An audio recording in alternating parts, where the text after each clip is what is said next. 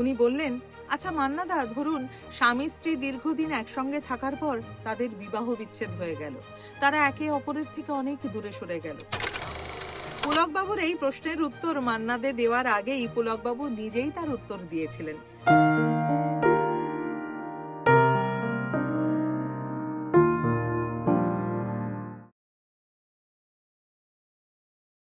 বাংলা আধুনিক গানের কথা বলতে গেলে বারবার ঘুরে ফিরে আসে মান্না দে এবং পুলক বন্দ্যোপাধ্যায় জুটির কথা। কত অবিস্মরণীয় গান যে এই জুটি উপহার দিয়েছে তার কোনো ইয়ত্তা নেই। আমরা এই সিরিজ করতে গিয়ে খুঁজে পেয়েছি কত ঘটনা, খুঁজে পেয়েছি কত গানের জন্মের ইতিহাস। আজ সেরকমই একটি গানের জন্ম কাহিনী বলবো।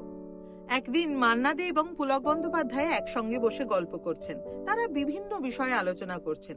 হঠাৎ পুলক বন্দ্যোপাধ্যায় এক অদ্ভুত কথা বললেন। উনি বললেন, আচ্ছা মান্নাদা, ধরুন স্বামী স্ত্রী দীর্ঘদিন একসঙ্গে থাকার পর তাদের বিবাহ বিচ্ছেদ হয়ে গেল, তারা একে অপরের থেকে অনেক দূরে সরে গেল। আবার অনেক দিন পর তাদের হঠাৎ আবার সামনে দেখা হলো, তখন তারা কি করবে? পরস্পরের সঙ্গে তারা কি আদৌ কথা বলবে? যদি কথা বলে তাহলে কি কথা বলবে? তারা একে অপরকে কি প্রশ্ন করবে? এই প্রশ্নগুলো তো এত সহজ নয়, সত্যি তো। দুজন মানুষের সেই ফেলে আসা চেনা পথের বাঁকে যদি আবার দেখা হয়, তারা কি কথা বলবে? পুলকবাবুর এই প্রশ্নের উত্তর মান্না দে দেওয়ার আগেই পুলকবাবু নিজেই তার উত্তর দিয়েছিলেন। তার কলমই কথা বলেছিল। তিনি লিখে ফেললেন একটি নতুন গান, আর সেই গানে সঙ্গে সঙ্গে সুর করে ফেললেন মান্না দে। 1972 সালে সেই গান রিলিজ করেছিল, অর্থাৎ সেই গানের বয়স হয়ে গেছে 53 বছর। আজ 53 বছর পরেও সেই গান সমানভাবে সজীব। আজও সেই গান শুনলে চোখ ঝাপসা হয়ে আসে, বুকটা মুচড়ে ওঠে। অনবদ্য কথা, অসামান্য সুর এবং অপূর্ব গায়কীর মেলবন্ধনে সেই গান আজও বাঙালি শ্রোতার মনে চিরসবুজ হয়ে রয়েছে। আমি নিশ্চিত এতক্ষণে আপনারা সকলেই ধরে ফেলেছেন আমি কোন গানটির কথা বলছি। সেই গানটি হলো আজ আবার সেই পথে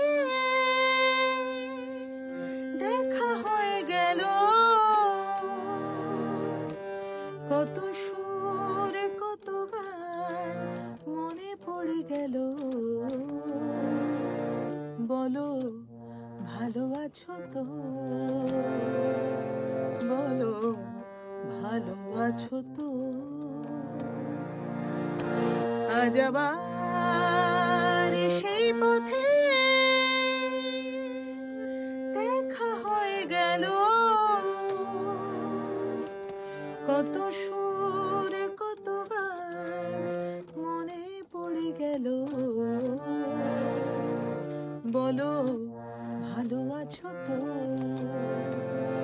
বলো ভালো আছো তো। আজকের পর্ব তাহলে এখানেই শেষ করছি। আবার দেখা হবে নতুন পর্বে নতুন কোনো কাহিনী নিয়ে। ততক্ষণ সবাই খুব ভালো থাকুন, সুস্থ থাকুন।